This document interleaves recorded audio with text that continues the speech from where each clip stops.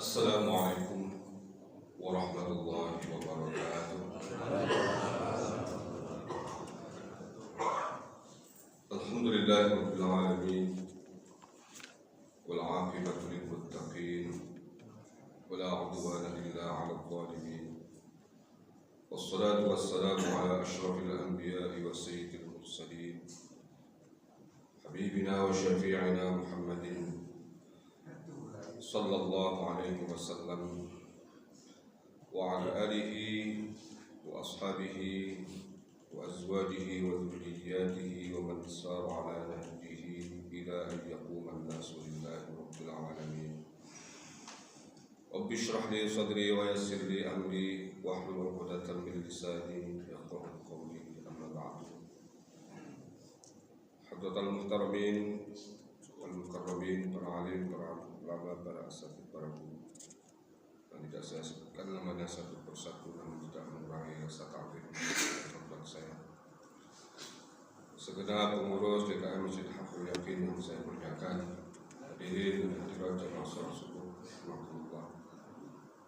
Pertama dan yang paling utama tentu saja, mari bersama-sama kita panjatkan rasa syukur kita kehadirat Allah Subhanahu wa taala yang senantiasa tidak pernah berhenti mencurahkan, menganugerahkan kepada kita berbagai nikmat. Yang tentu saja nikmat yang paling besar dan paling penting di antaranya adalah nikmat iman dan Islam, sehat walafiat. Nikmat diringankan, dimudahkan kaki kita, hati kita dan jiwa kita untuk beribadah kepadanya. Mudah-mudahan nikmat Allah senantiasa akan bertambah seiring bertambahnya usia kita. Amin ya rabbal alamin. Shalawat dan salam mari kita sama-sama hadiahkan kepada baginda Agung Muhammad sallallahu alaihi wasallam serta keluarga, para sahabat, para tabi'in, tabi'in dan seluruh umat Rasulullah sampai hari akhir nanti yang senantiasa berkomitmen untuk menegakkan sunnah-sunnah beliau. Baik, pada kesempatan kali ini kita akan mengkaji kitab Kasyafatul Qulub Al-Muqarrib ila 'Allamil Ghuyub karya Imam Muhammad bin Muhammad Al-Ghazali, atau yang kita kenal dengan Imam Al-Ghazali. Pada bab fi qada'i hajati akhihil muslim, bab yang menjelaskan tentang keutamaan memenuhi kebutuhan sesama muslim atau memenuhi hajat sesama muslim.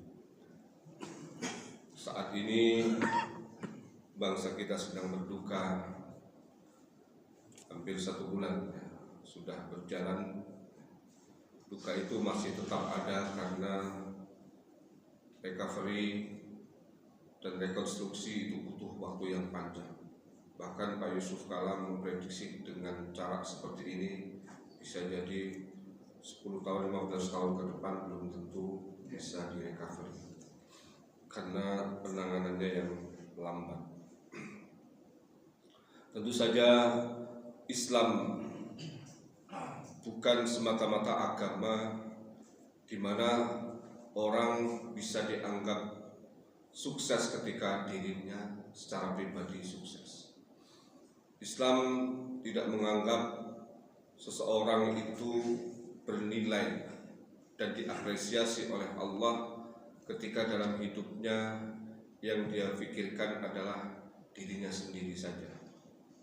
Bahkan dalam ibadah sekalipun, ibadah yang notabene adalah pengabdian kita kepada Allah, itu diredaksikan dengan jamak. Iyyaka na'budu, hanya kepadamu kami menyembah. Kami, bukan saya. Bukan iyyaka a'budu, iyyaka na'budu. Itu salah satunya menunjukkan betapa komitmen Islam terhadap jamaah, terhadap kebersamaan, terhadap solidaritas. Jadi karenanya seringkali justru kita melihat Rasulullah SAW juga sebagai representasi dari ajaran Islam itu sendiri, terlihat hidupnya habis untuk kepentingan orang lain. Hidupnya habis untuk kepentingan umat. Bahkan beliau tidak sempat memikirkan diri beliau sendiri. Satu sabda yang pernah saya sampaikan kalau tidak salah, kalau ada seseorang sibuk ya dengan mengajar, menyampaikan kebaikan, membaca Al-Quran, dan hidupnya habis untuk kepentingan orang, dan dia tidak sempat meminta kepada Allah, tidak sempat berdoa, saking sibuknya ngurusin tetangga. Tapi tidak boleh ngurusin jandanya tetangga, itu urusan lain. Kalau mau sama mau silakan. Yang mau yang ini mau bininya, udah bawa golok ya, gak jadi. Jadi hidupnya habis untuk orang lain, tidak sempat untuk memohon kepada Allah. Apalagi orang lain itu yang dimaksud adalah kita ingin mencerdaskan mereka, ingin mengajar, ingin memasyarakatkan Al-Quran, membumikan nilai-nilainya. Maka orang ini sekalipun tidak pernah meminta kepada Allah, dia akan diberi oleh Allah yang terbaik dari orang yang meminta. Maka ini sabda Rasulullah, saya sampaikan. Qala Nabi sallallahu alaihi wasallam, "Man masya fi auni akhihi wa manfaatihi."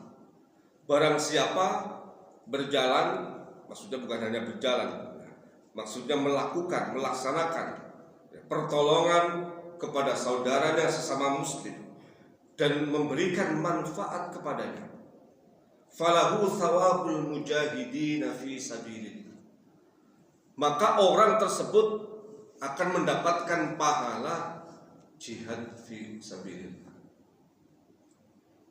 Jadi jihad kita sekarang ini membantu yang ada di Sumatera dengan apa yang bisa kita bantu.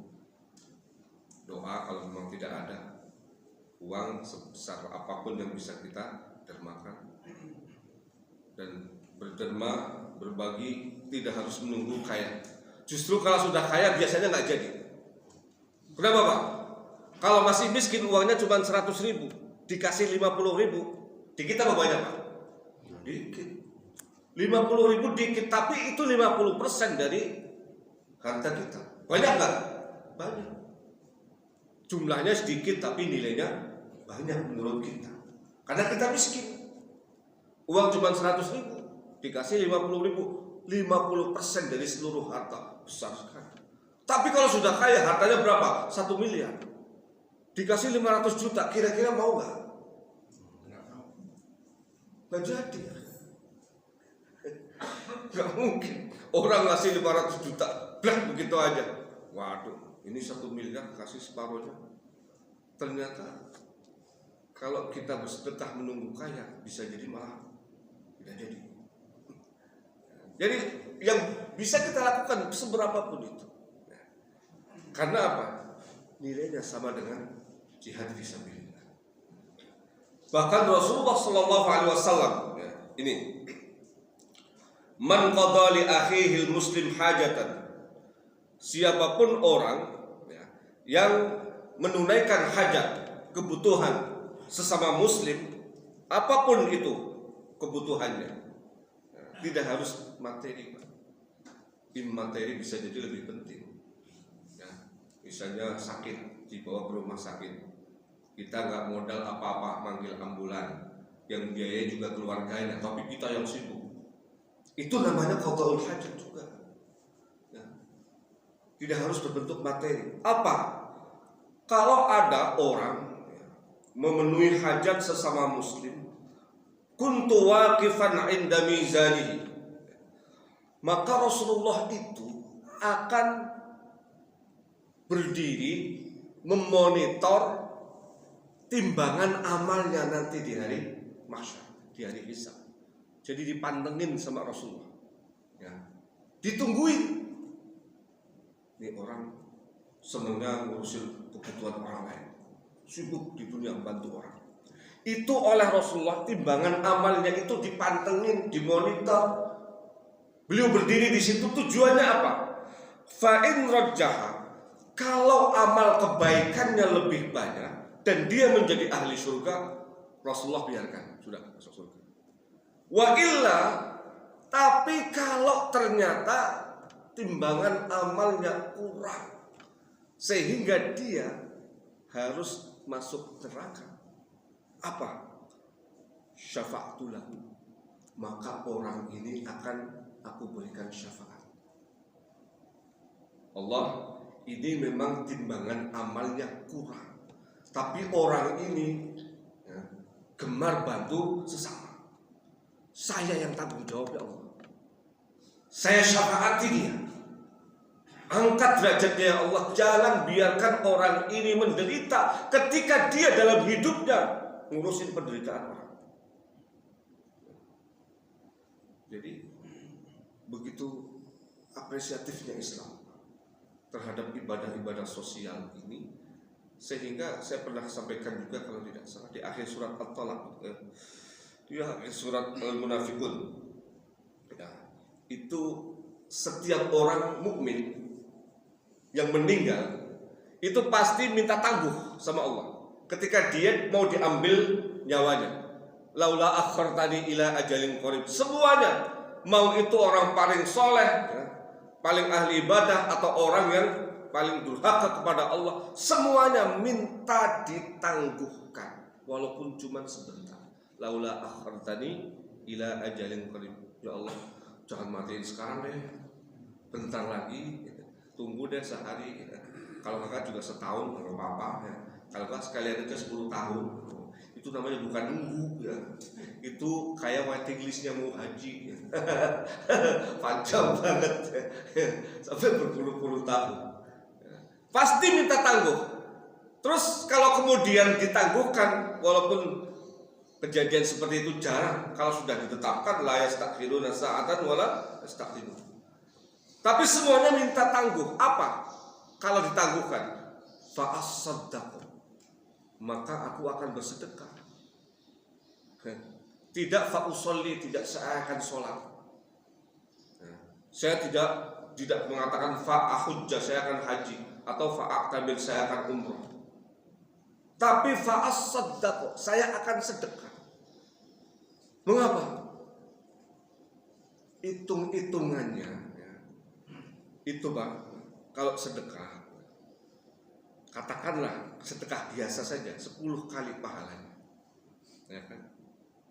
10 kali ya, kita kasih 10.000 ke masjid ya.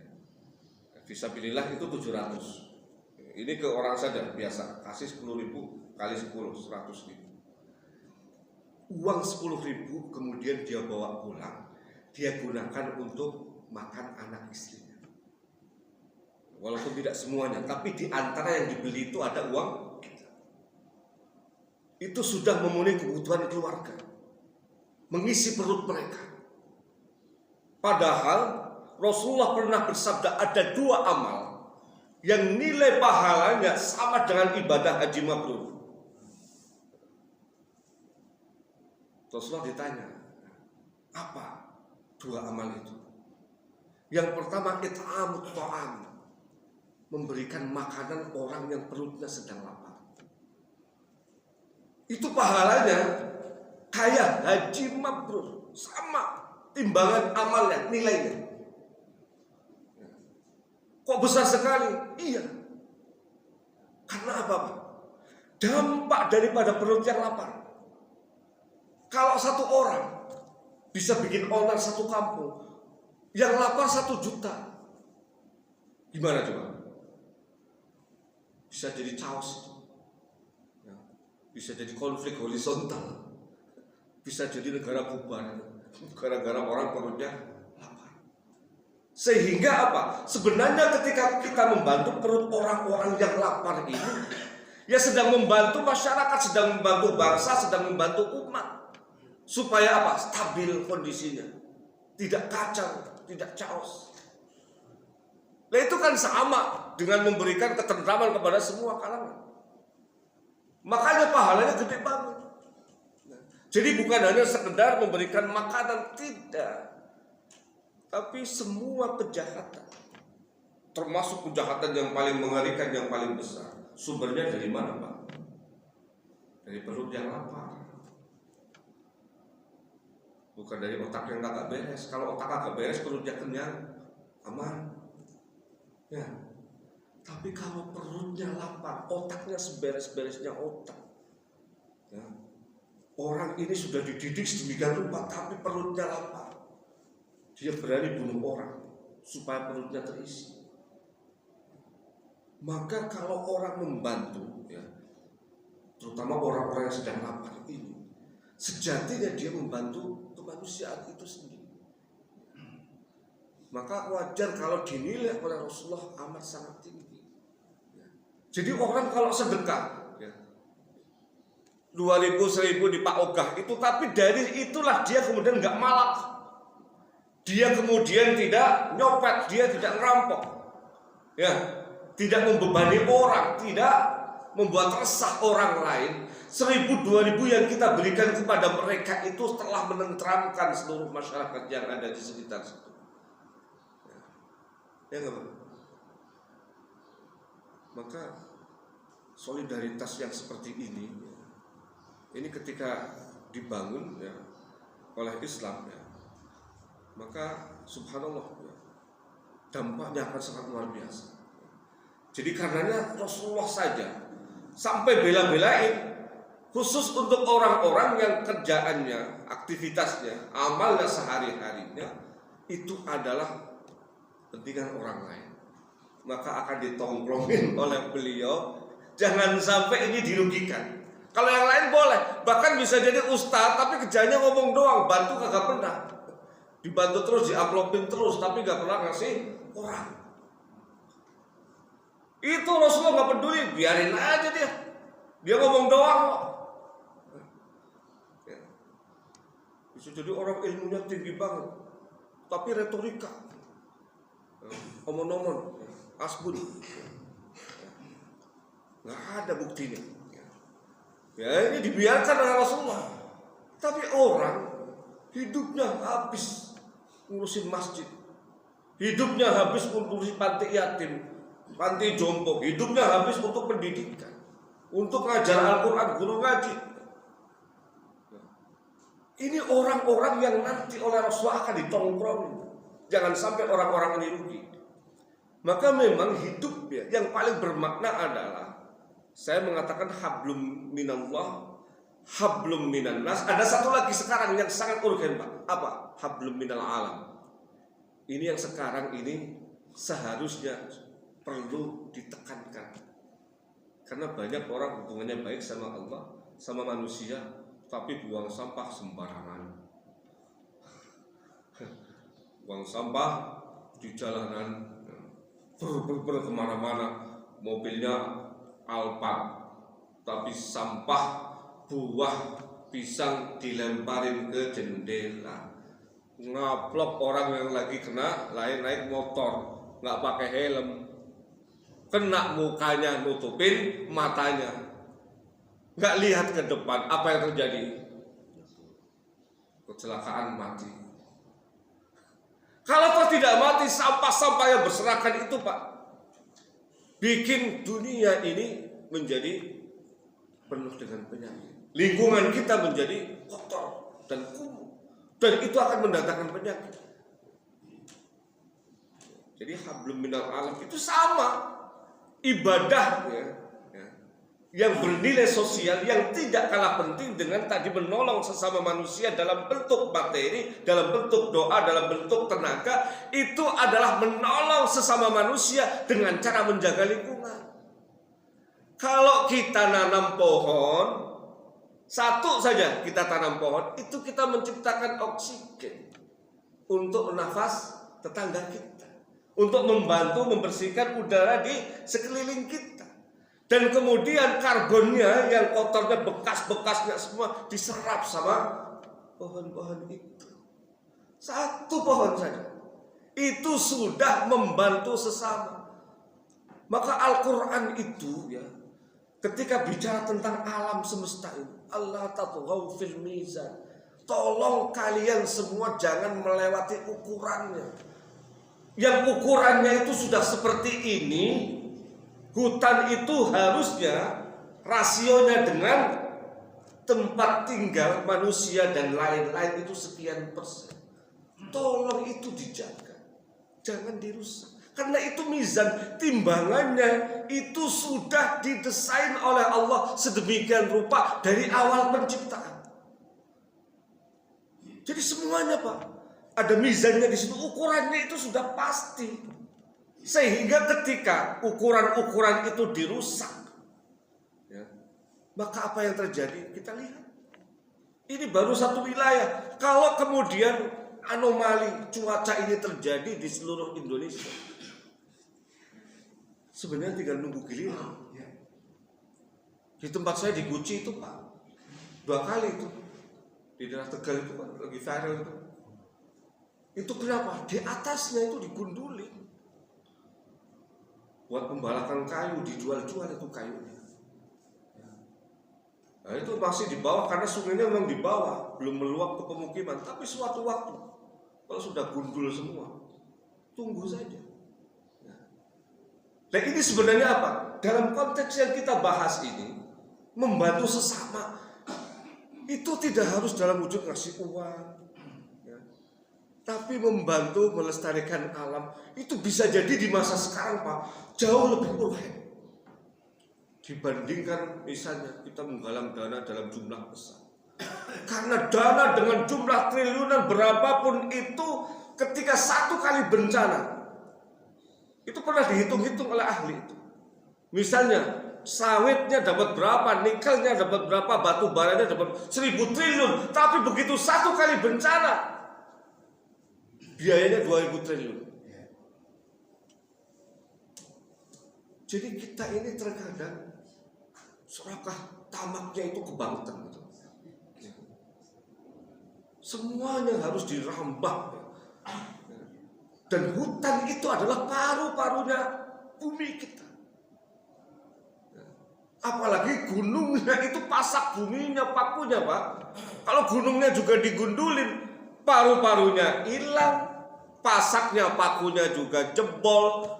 Maka idza zulzilatil ardu zilzalaha, itu gempa kemana-mana, tabrakan sana sini. Itu terjadi karena apa? Ulah manusia yang merusak alam itu sendiri. Maka saya pernah membaca satu referensi, ya, bahwa kiamat itu yang menciptakan bukan Allah. Allah itu hanya mengikuti mekanisme alam saja. Tapi manusia itu sendiri yang menciptakan kiamat. Ya. Jadi nanti bumi keluar dari porosnya, kemudian goncangan yang amat dahsyat, kemudian apa yang ada dalam bumi itu keluar dan lain sebagainya. Itu tidak mungkin Allah yang menciptakan kerusakan itu. Jangankan yang kayak begitu Pak. Allah itu menciptakan manusia dan manusianya itu durhakanya luar biasa. Itu saja nggak dibinasakan. Loh ini alam ciptaan capek-capek bikin, padahal Allah katakan la khalqus samawati wal ardi akbar min khalqin nas. Sungguh penciptaan langit dan bumi lebih besar daripada penciptaan manusia. Lebih rumit, lebih kompleks, lebih besar. Kok yang sudah diciptakan sedemikian rupa indah, teratur, rapi, terukur dan lain sebagainya tiba-tiba dihancurkan sendiri? Aneh, nggak masuk akal Pak. Betul nggak Pak? Terus siapa? Jelas Al-Quran, zaharal fasadu fil barri wal bahri bima kasabat aydin nas. Manusia. Jadi yang menciptakan kiamat itu sendiri manusia. Itu artinya apa? Mereka tidak menolong dirinya sendiri, tidak menolong sesama. Dan ini masuk dalam kategori adalah orang-orang yang tidak akan dipantengin amalnya oleh Rasulullah. Jadi kemarin saya di Masjid Raya Bintaro Sektor 9 ada yang nanya, Ustaz, itu kan yang berbuat jahat membalak hutan itu kan orang di Jakarta dan orangnya aman-aman saja, bahkan duitnya tambah banyak, kekayaannya tambah melimpah. Yang celaka orang yang tidak salah. Itu gimana keadilan Allah? Itu ada yang nanya Pak. Wah Bapak iseng juga nanya, saya bilang kreatif juga. Begini Pak, yang terkena musibah itu kan orang yang tidak salah. Mereka gak menikmati apapun, tapi dapat limpahan air bah yang begitu banyak. Rumahnya hancur, mahasiswa saya Pak banyak di PTG itu yang rumahnya hilang.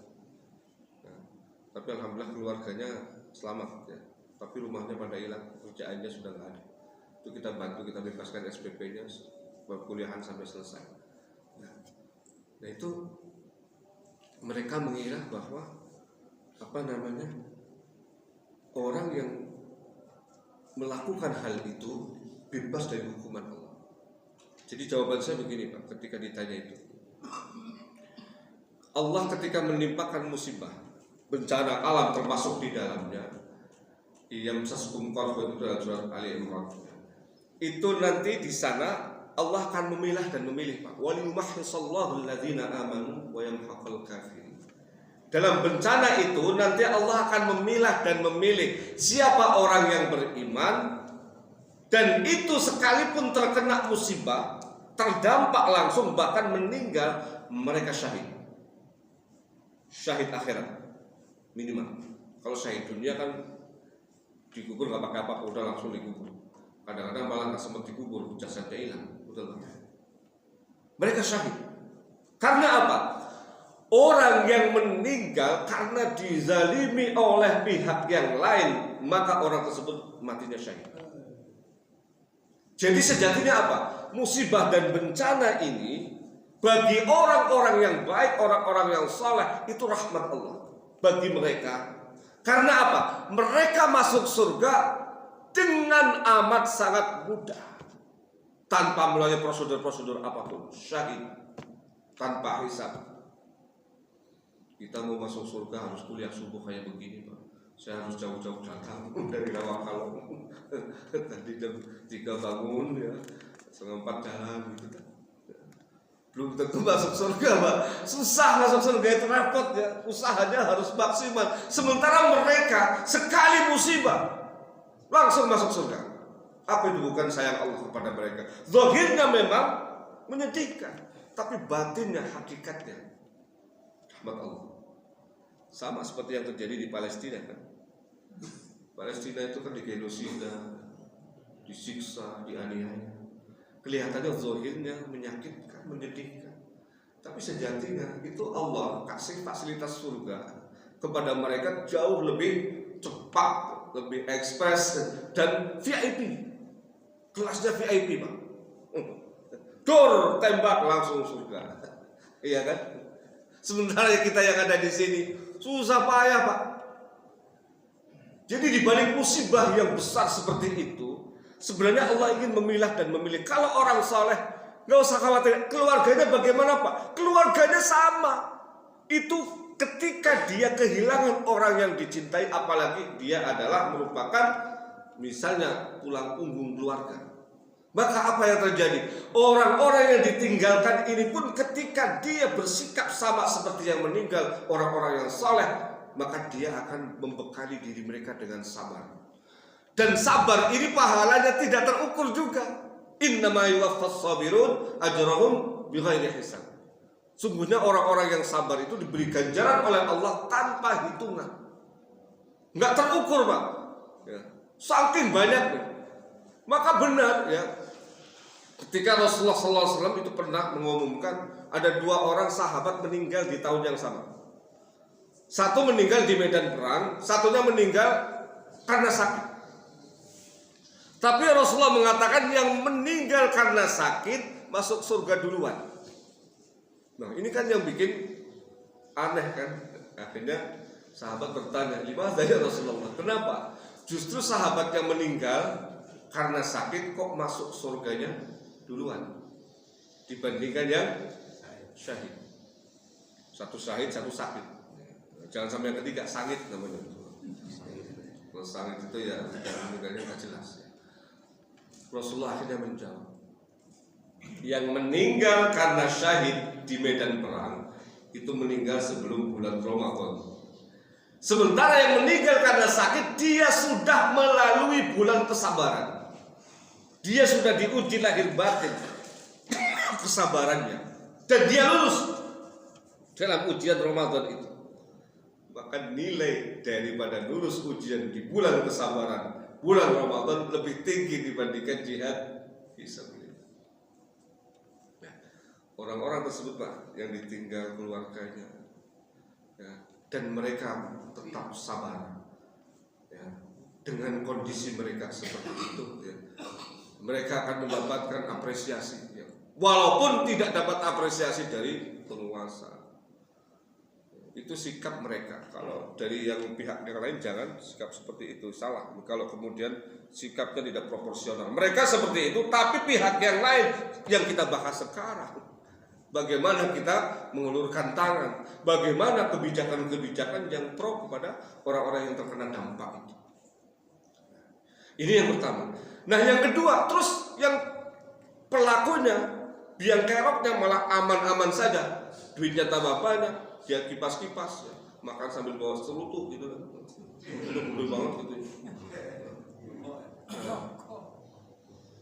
Gimana coba? Kita jawab begini. Jadi orang-orang yang melakukan tindakan-tindakan seperti itu, apalagi ini kejahatan kemanusiaan yang paling mengerikan, lebih mengerikan daripada membunuh Pak. Sebab kalau membunuh hanya manusia, tapi ini alamnya juga dirusak dan membunuh pada akhirnya.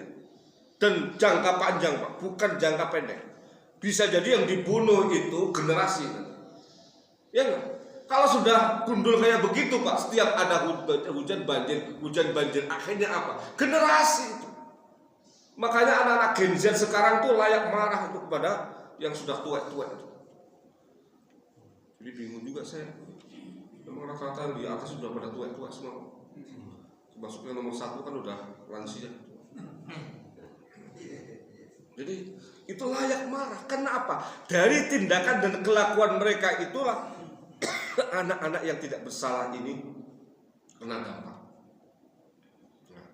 Nah, kita kembali. Jadi orang-orang yang jahat yang punya peran itu untuk merusak alam itu kok aman-aman saja, tidak terdampak sama sekali. Jangan hanya melihat dohirnya. Allah sampaikan wayam hakal kafirin. Hum itu apa? Menghinakan mereka dan membodoh-bodohkan mereka. Hum itu bodoh, dungu. Ya, mengecap orang-orang kafir itu dungu, orang-orang yang durhaka itu dungu. Kenapa?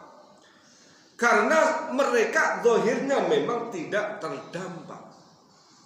Tetapi ya, ketika Allah menimpakan musibah, dan musibah itu menimpa orang-orang tertentu yang dibuat oleh pihak tersebut, maka orang-orang ini ya, akan mendapatkan apa yang didapatkan oleh Sa'labah. Contohnya apa?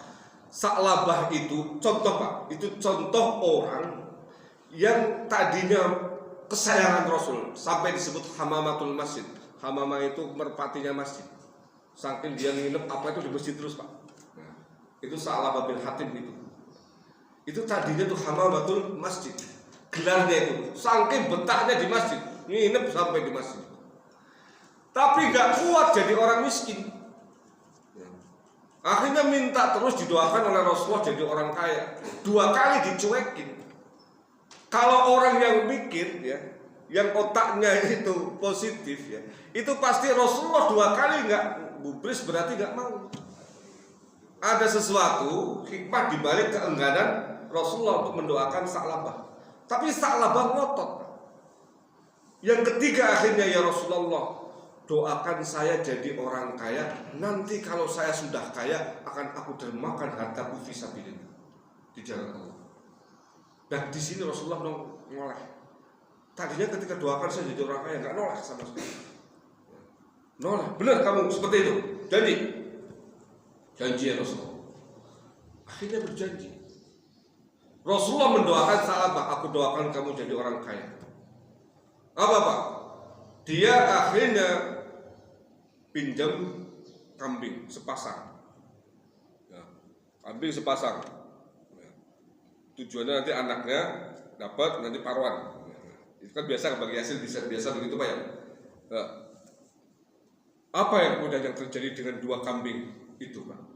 Itu 2 kambing karena doa Rasulullah ya, yang dipinjam itu melahirkan anak-anak kambing itu nggak ukuran Pak, nggak wajar gitu. Ya. Jadi biasanya kambing lahir paling 5 misalnya. Ini 10, 20 sekali melahirkan. Dan sehat-sehat semua. Gemuk-gemuk semua. Akhirnya apa? Dalam jangka pendek, ini konon kambing-kambingnya Sa'labah itu memenuhi Madinah. Di rumahnya itu saking banyaknya, akhirnya merembet ke tetangga. Nggak enak, akhirnya dia keluar nyewa lembar. Nah begitu keluar inilah sudah mulai nggak kelihatan di masjid. Sa'labah mana? Biasa ya Rasulullah ngurusin kambing. Ya, mungkin bisa jadi sholat, tapi sholatnya di sama kambingnya. Jadi dia jadi imam, kambingnya jadi makmum. Allahu Akbar gitu ya, makmum. Jadi udah levelnya nurun. Tadi dia manusia jadi level kambing. Sampai kemudian bukan hanya meninggalkan sholat jamaah, yang kemudian membuat Rasulullah murka adalah Sa'labah tidak melaksanakan sholat Jumat. Pas Jumatan gak kelihatan. Mana Sa'labah?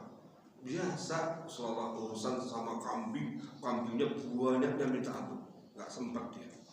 Disinilah kemudian Rasulullah mengucapkan wailaka ya Sa'labah, wailaka ya Sa'labah, wailaka ya Sa'labah 3 kali. Kecelakaan bagimu, binasalah kamu hai Sa'labah 3 kali. Setelah itu apa yang terjadi? Rasulullah kemudian mendiamkan Sa'labah, tidak mau menerima zakatnya. Dan itu berlangsung sampai pemerintahan Umar ibn Khattab. Jadi umurnya dikasih panjang, tapi hidupnya sengsara batin. Kenapa? Semua sahabat mengisolasi. Saya yakin Pak, orang-orang yang duitnya banyak hasil membalakan itu kayak Sa'labah. Hidupnya pasti menderita batin. Kelihatannya duitnya banyak. Itu kan kambing zaman dulu, sekarang investasi kan. Ya, perusahaan di mana-mana. Itu kelihatannya mewah, tapi hatinya menderita. Jiwanya pasti akan merana. Ini siksaan dari Allah Subhanahu wa Ta'ala. Ya. Celakanya lagi kalau itu kemudian berlangsung terus, mereka tidak taubat. Ini yang paling bahaya ketika Al-Quran menyatakan wa kadzalika ja'alna likulli nabiyyin aduwan minal mujrimin. Di situ Allah menceritakan tentang bagaimana Allah itu menjadikan setiap nabi itu punya musuh dari orang-orang yang berdosa. Menggunakan ja'ala. Ja'ala itu artinya apa, Pak? Allah yang menjadikan.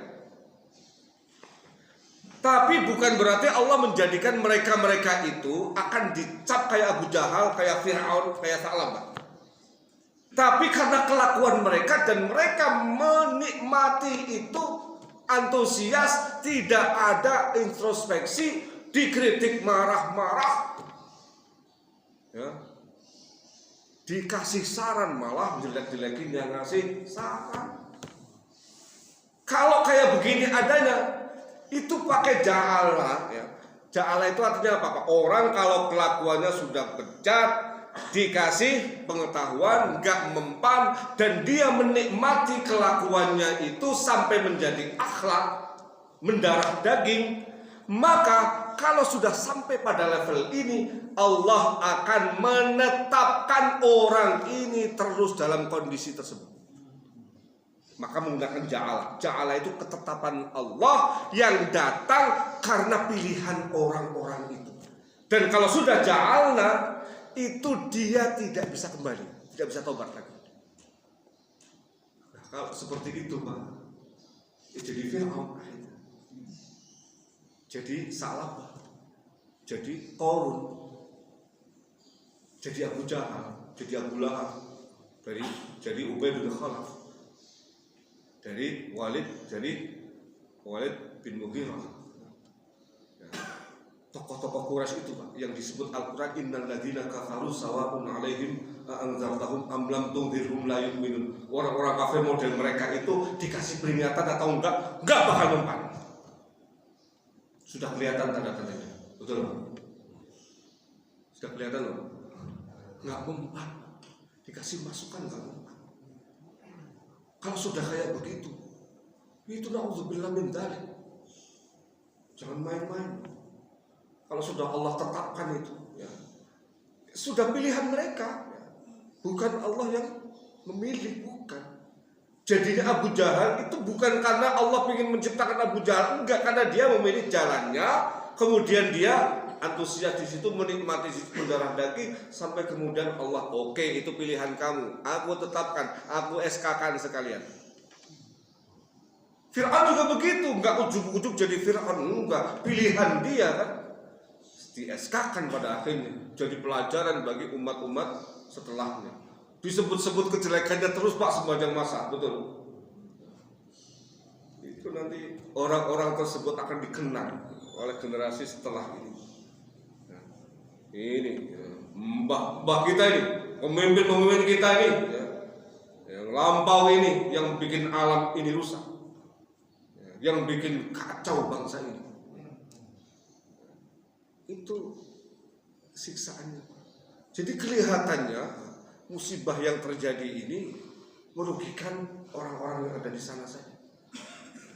Sebenarnya zahirnya terlihat seperti itu, tapi batinnya itu yang paling dirugikan adalah pelaku-pelaku.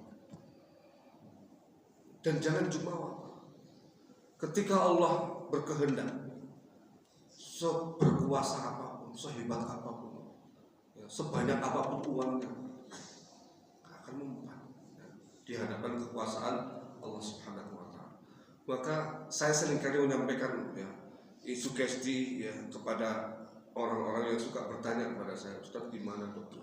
Kalau kita melihat kondisi seperti ini, sudah, yang ada di masjid istiqomah, karena itu menjadi bentengnya, itu akan menjadi perisainya, itu akan menjadi tameng bagi bangsa kita, bagi umat kita.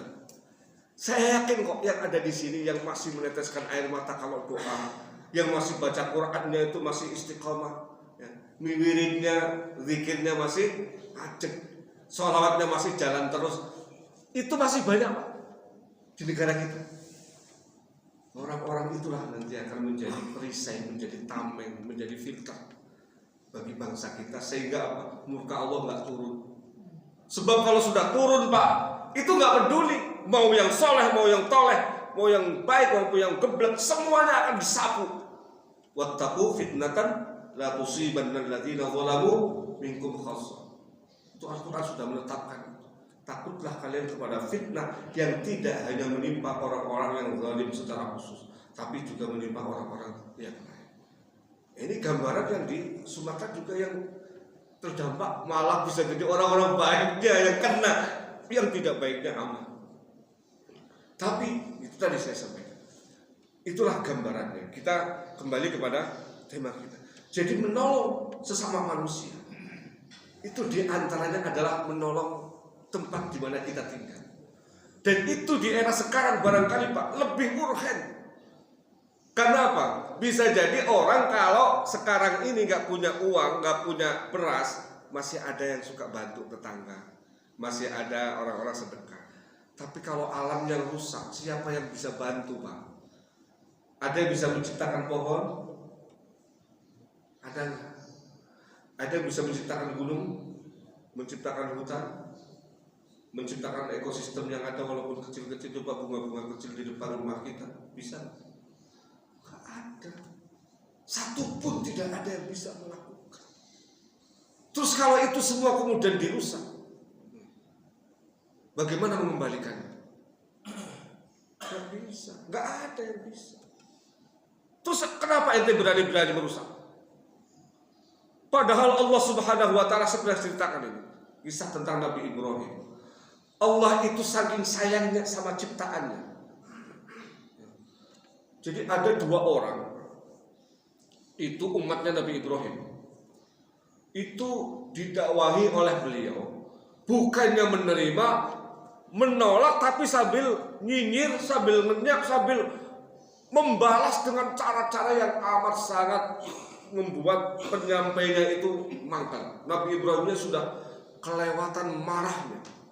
Jadi mungkin orang ini, ya, reaksinya itu, responnya itu justru membuat Nabi Ibrahim itu marah.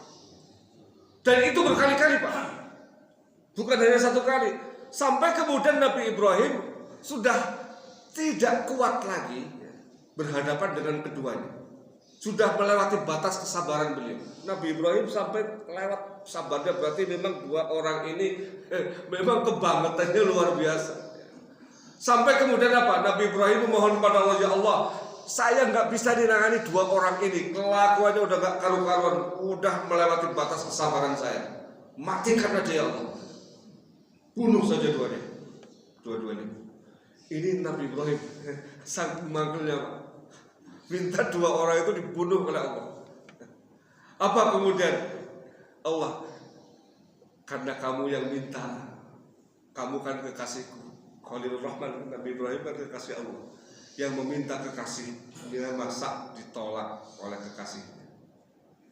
Yang minta kekasihnya, yang diminta kekasihnya juga, masa ditolak. Akhirnya dua orang ini dimatikan oleh Allah dengan cara Allah. Nah, ketika Nabi Ibrahim hendak diminta menyembelih putranya, Nabi Ibrahim sudah mengangkat pisaunya. Allah kemudian berfirman ini dalam satu riwayat, Ibrahim, bunuhlah anakku, sembelih anakku. Aku ingin kamu merasakan apa yang pernah aku rasakan dulu. Ketika kamu meminta dua orang ciptaanmu, aku bunuh. Jadi rupa-rupanya ketika dua orang kafir itu, yang walaupun kelakuannya emang udah kebleknya minta ampun, itu dibunuh. Karena dia adalah ciptaan Allah. Allah yang menciptakan. Itu ada rasa sakit dalam tanda kutip. Ada rasa sakit. Maka Allah rasakan yang pernah aku rasakan, Ibrahim. Bagaimana kamu kehilangan anakmu, dibunuh olehmu sendiri. Itu padahal orang ini kayak begitu. Masa iya ini orang baik, orang soleh, ahli ibadah, pesantren itu gelondongan kayak Usmanul, Darul Mukhlisin apa? Viral ya. Itu orang yang mengungsi semua, walaupun gak ada yang meninggal, pesantrennya porak-poranda kayak begitu, dirusak oleh manusia. Masa iya yang merusak Allah? Kan gak mungkin. Maka seringkali orang itu karena alam, anomali alam. Ya alam itu tidak ujuk-ujuk jadi kayak begini, jadi anomali. Yang menciptakan anomali itu siapa? Manusia sendiri. Maka kalau kita bicara tentang hajatil akhil muslim, sesama muslim, walaupun tidak hanya muslim saja, seluruh manusia. Padahal Allah juga dalam hadis itu, Allah fi auni akhi, ma Allah fi auni al-abdi, ma dama al-abdu fi auni akhi. Allah akan menolong seorang hamba selagi hambanya itu menolong orang lain. Rasakan saja itu orang-orang yang setelah mencelakakan orang lain, kelihatannya belum ada balasan. Tapi kok tadi saya sampaikan, saya gambarkan tentang bagaimana orang kalau hidupnya itu dihabiskan untuk menolong orang, maka Allah akan menolong. Allah akan memberikan bimbingan, perlindungan, mengayomi, senantiasa membersamai. Maka saya percaya betul, Pak, yang ada di sini, di tempat-tempat di mana orang masih peduli, masih memberikan kontribusinya, masih sama umat menjaga solidaritas dan soliditasnya. Insya Allah di situ, Pak, rahmat Allah akan datang, keberkahan akan datang, alih-alih murka Allah yang ditimpakan karena kesalahan orang-orang tertentu. Kita yakin, Pak, rahmat Allah terhadap kita karena masih banyaknya orang-orang tadi itu.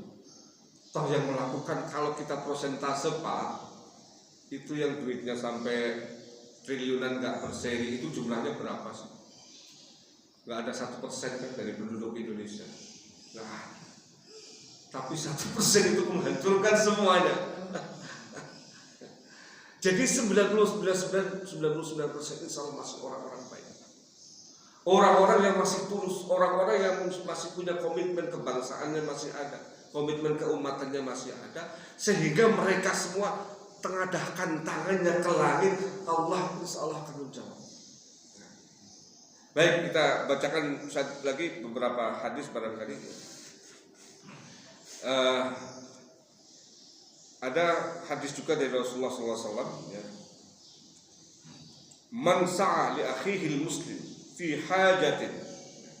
Ada orang yang berupaya untuk menolong sesama muslim, kemudian faqudiyat lahu, sampai kemudian menunaikan perbuatannya itu, melaksanakannya, menolong, awalam tubdo, atau bahkan tidak terlaksana karena berbagai alasan. Jadi ada orang sudah niat, bawa amplop, ya, mau nolong saudaranya yang kena musibah. Tiba-tiba dia sendiri kena musibah, ya, masuk rumah sakit, sampai akhirnya uangnya yang tadinya mau dikasih buat biaya. Itu apa? Ghafarallahu lahu ma taqaddama min dzambihi wa ma ta'akhkhar. Dosa-dosa orang itu yang lampau ataupun yang akan datang itu diampuni oleh Allah Subhanahu wa taala. Wa kutiba lahu bara'atani, dan orang tersebut akan mendapatkan 2 pembebasan. Apa? Yang pertama bara'atun minan nar, terbebas dari api neraka. Yang kedua ini Pak, wa bara'atun minan nifaq, ini penting, dibebaskan dari penyakit munafik. Neraka masih jauh Pak di alam akhirat, tapi terbebas dari munafik itu penyakit akhir zaman, penyakit kekinian, penyakit kontemporer. Itu penyakit munafik. Munafik itu kan ciri-cirinya suka pamer, tidak tulus, mendua, standar ganda, bilang iya artinya tidak, gitu kan? Wah, kelakuan orang kayak gitu Pak di sekarang, masa sekarang sudah mulai merebak. Nah, di depan kita bilang begini, belakangnya ya.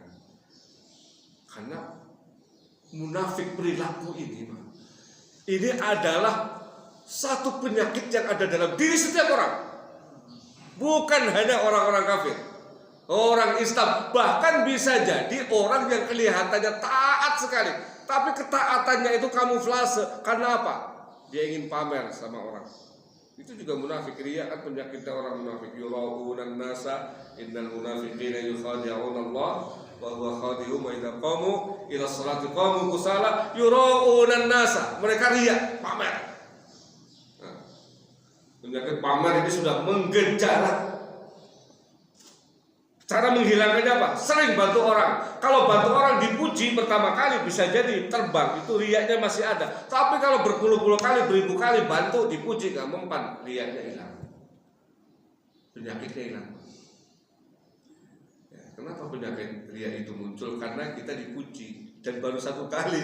Coba kalau 10 kali, dipuji 10 kali, pertama dengan yang ke-10 sama apa beda rasanya Pak? Ya sudah berkurang jauh lah pengaruhnya, dampaknya, betul. Nanti kalau sudah 100 kali hilang gitu lah, udah biasa.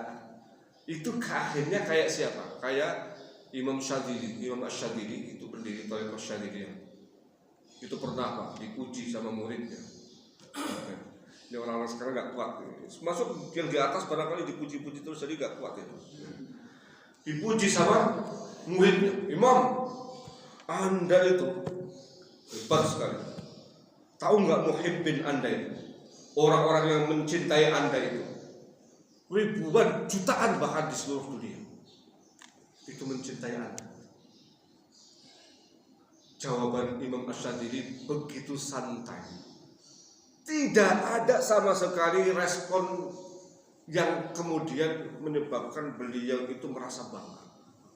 Beliau katakan begini, mereka itu bukan muhibbin ataupun pecinta, bukan penggemar, bukan fans.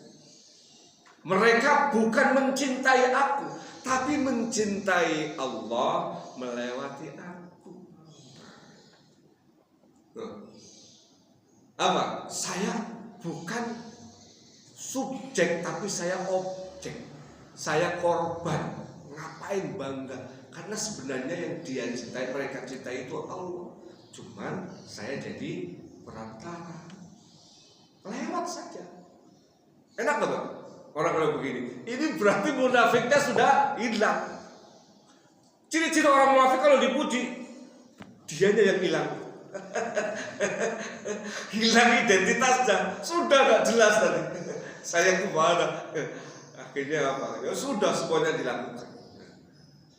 Jadi dia belum selesai dengan dirinya sendiri, itu orang munafik itu Bang. Karena apa? Himmatul munafik, cita-cita orang munafik itu menyenangkan manusia, sementara himmatul mukmin menyenangkan Allah.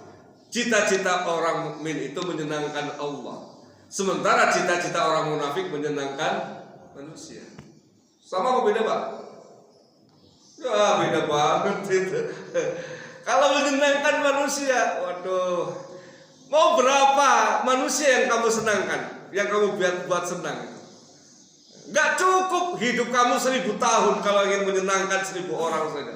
Satu orang saja kadang-kadang kamu senang pagi hari, siangnya udah sebel. Habis waktu kamu kalau ingin menyenangkan manusia. Tapi kalau ingin menyenangkan Allah, 1 hari cukup. 1 hari nangis di hadapan Allah, ini tahu-tahu meninggal tobat langsung surga.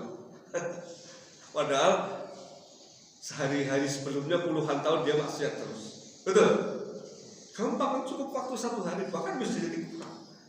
Wow, selama hidupnya terus maksiat, tiba-tiba begitu meninggal, la ilaha illallah. Husnul khotimah. Selesai semua.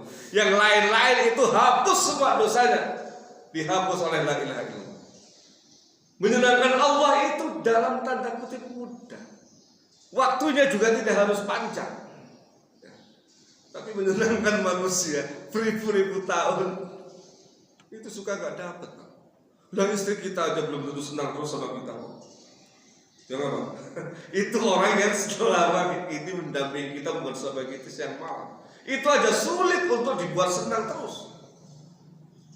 Padahal Allah itu kalau ingin dibuat senang, cukup misalnya kita 1 amal, istiqomah 1 amal. Amantu billah tsumma istaqim, kata Rasulullah. Istiqomah apa saja amal yang kamu lakukan, misalnya sholat subuh berjamaah, istiqomah sepanjang hidup, walaupun yang lain bisa jadi gak sempat jamaah karena sibuk. Itu sudah menyenangkan Allah. Ya. Jadi karenanya orang yang terbebas dari penyakit nifaq, penyakit munafik ini salah satu orang yang paling beruntung di masa sekarang. Dan kuncinya ada di mana? Kuncinya ya kita peduli sama sesama, peduli kepada alam semesta ini. Ya, di samping tentu saja bukan berarti ketika kita membahas ini tidak peduli sama Allah. Hablum minallah itu pertama ketat. Tapi kemudian hablum minan nas, hablum minal alam secara simultan bersama-sama berjalan sehingga pada akhirnya insya Allah amal kita yang serba terbatas ini karena lengkap, paketnya paket lengkap. Saya mau nanya, kalau beli tapi paketnya paket hemat sama paket lengkap, pilih yang mana? Pasti pilih paket lengkap, walaupun semua ada satu-satu gitu, tapi dikit ada semua ya. Itu pilih daripada paket hemat satu dulu doang ya. Paha itu pun pahanya ternyata tulangnya doang ya. Karena apa, isinya udah dimakan sama kucing. Bukan paket hemat, paket pelit itu namanya, bukan hemat lagi, itu paket pelit. Barangkali itu yang bisa saya sampaikan. Mudah-mudahan renungan ini bermanfaat ya. Walaupun agak sedikit melebar ke situasi kali ini, tapi masih ada kaitan dengan menolong sesama manusia melalui pelestarian alam semesta kita. Mudah-mudahan kita dicatat oleh Allah ya. Yang saya garis bawahi itu yang pertama tadi, amal kita dipantengin oleh Rasul. Itu saya pengen banget itu. Kalau sudah ada Rasul di situ aman.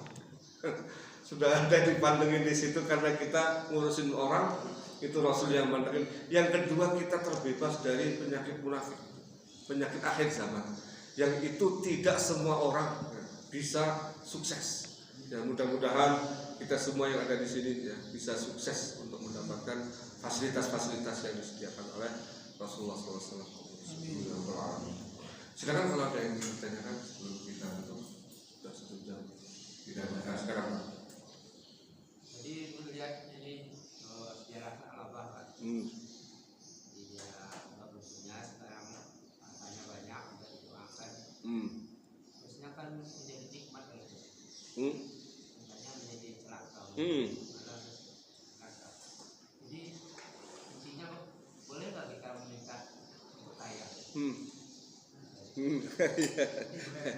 Iya, dikhawatir jadi kayak salah Pak ya.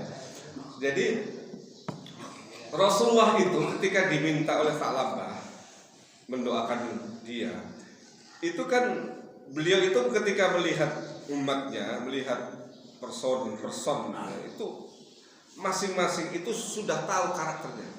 Jadi Rasulullah itu bukan semata-mata karena beliau Nabi dan Rasul, tapi memang beliau itu tipe orangnya itu gaul, dekat dengan sahabat, sehingga person sahabat itu tahu karakternya.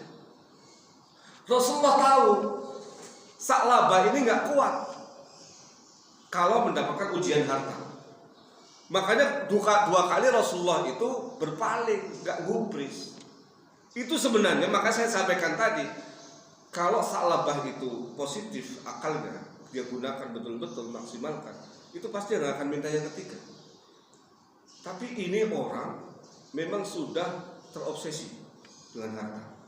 Ini Pak bedanya.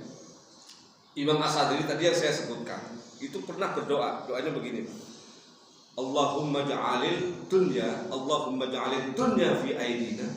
Ya Allah, jadikan dunia di tangan kami. Wala taj'alha fi qulubina. Tapi jangan jadikan dia di hati kami. Berarti boleh nggak doa jadi orang kaya? Boleh. Tapi orang kaya yang kekayaannya tidak sampai ke hati, hanya ada di tangan. Sa'labah sampai ke hati, sampai ke otaknya, sampai ke paradigma, ke mindsetnya, akhirnya mencelakakan dia. Betul. Tapi Nabi Sulaiman kayaknya begitu Pak. Sudah beliau bukan hanya kaya. Saya bayangkan kalau ada raja kayak Nabi Sulaiman di masa sekarang, itu semua manusia tunduk. Bahkan seluruh makhluk ciptaan Allah itu tunduk. Nah, makanya alhamdulillah Pak, Nabi Sulaiman itu doanya itu monopoli untuk beliau sendiri. Ya. Wahab rabbighfirli wahabli mulkan la yanbaghi li ahadin min ba'di. Itu doa Nabi Sulaiman. Alhamdulillah dikabul. Apa doanya? Ampuni aku dan berikan aku kekuasaan yang tidak layak diberikan kepada orang setelah aku. Hanya aku saja yang punya kekuasaan seperti itu. Doa Nabi Sulaiman seolah-olah itu egois Pak. Tapi ini adalah doa bentuk kasih sayang beliau kepada generasi dan umat setelah beliau. Kenapa? Ya, sekarang saja Pak, orang hanya punya kekuasaan udah kayak begitu kelakuannya. Coba kalau ada orang berkuasa kayak Nabi Sulaiman, jin dia kuasai, makhluk halus semua dia kuasai, binatang-binatang dikendalikan, diajak bicara semuanya bisa paham. Ya, angin diatur sama beliau. Kalau bisa ngatur angin, bisa ngatur air nggak Pak? Ya bisa. Saya nggak bisa membayangkan kalau ada manusia berkuasa kayak begitu di masa sekarang. Donald Trump lewat Pak. Ya iya, Amerika mau macam-macam. Jin keluar semua. Takut-takutin orang Amerika tuh. Ya, bisa biar mereka nggak bisa tidur setiap malam. Nggak jadi perang Pak, sakit semua. Digoda sama jin itu. Gajah-gajah di seluruh Arizona keluar semua. Hancurkan itu gedung putih. Hancur Pak. Mau teknologi yang paling canggih, seluruh binatang keluar, ular-ular yang paling gede pada keluar semua. Ya, belum lagi angin puyuh datangkan, luluh lantakan Amerika, habis itu Pak. Nah, untung aja nggak ada kayak begitu. Makanya doa Nabi Sulaiman itu hanya untuk dirinya sendiri, jangan untuk orang lain. Maka tadi kita kembali, kalau hartanya kayak harta Nabi Sulaiman, why not gitu loh? Kenapa tidak? Beliau kan jadi orang berharta, berkuasa, tapi jadi orang paling dekat dengan Allah ketika itu. Apa? Ketika beliau mendengar semut-semut berbicara dan beliau paham, fatabassama dhahikan min qauliha, beliau tersenyum mendengar semut-semut itu pada bicara, ada tentara Sulaiman, kita ngumpet masuk ke lubang semua, jangan sampai terinjak-injak. Nabi Sulaiman dengar itu. Apa? Wa qala rabbi auzi'ni, dan beliau berkata, rabbi auzi'ni an ashkura ni'mataka allati an'amta 'alayya. berikan aku ya kemampuan untuk bisa bersyukur kepada nikmat yang telah Engkau berikan kepadaku. Wa ala walidayya, dan kepada kedua orang tuaku, karena bapaknya juga orang saleh. Daud kan dari raja juga kan, raja nabi, anaknya raja nabi lagi. Ya, itu harta yang seperti itulah yang akan menghantarkan pemiliknya kepada surga. Maka kalau doa minta harta, jangan hanya harta yang melimpah, tapi yang mubarakan, yang berkah, mubarakan fi. Ya, itu kenapa? Karena penting kata berkahnya itu. Sebab banyak orang punya duit, duitnya banyak tapi nggak berkah. Berarti apa? Tidak digunakan untuk kebaikan. Dan ini bahaya, menjadi istidraj. Wah, kalau sudah istidraj ya tadi saya sampaikan, jadi kayak Fir'aun, jadi kayak Tha'labah, jadi kayak Qarun dan seterusnya. Baik ya, kita tutup dengan doa. Allahumma shalli wa sallim ala sayyidina Muhammad. Allahumma ij'al jam'ana hadha jam'an marhuma wa tafarraqana ba'dahu tafarruqan ma'suma wa la taj'al fina wa la minna shaqiyyan wa la mahruma. Allahumma arzuqna 'ilman nafi'an, qalban khashi'an, wa lisanan dhakiran, wa yaqinan sadiqan, wa rizqan wasi'an mubarakan, wa 'amalan salihan mutaqabbalan. Allahumma inna na'udzu bika min 'ilmin la yanfa' wa min 'ilmin la tanfa' wa min nafsin la tashba' wa min du'a'in la yusma'. اللهم استجب دعاءنا واشف مرضانا وارحم موتانا وادخل فيك رجاءنا واختم بالباقيات الصالحات اعمالنا. ربنا اتنا في الدنيا حسنه وفي الاخره حسنه وقنا عذاب النار والحمد لله رب العالمين. ورحمة الله وبركاته. اللهم اغفر لنا الضالين. السلام عليكم ورحمه الله وبركاته.